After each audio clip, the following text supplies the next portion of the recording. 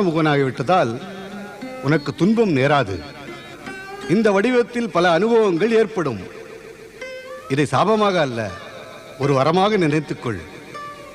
இந்த வாழ்க்கையின் புதிய அனுபவத்தை நன்கு அறிந்து கொள்.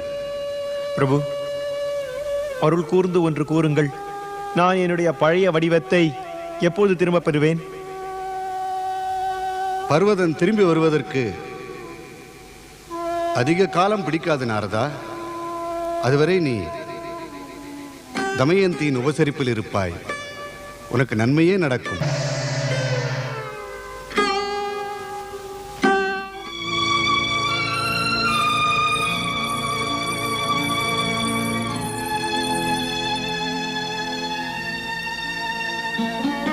முனிவரே, எழுந்திருங்கள். தங்களுக்காக சுவையான உணவு கொண்டு வந்துள்ளேன்.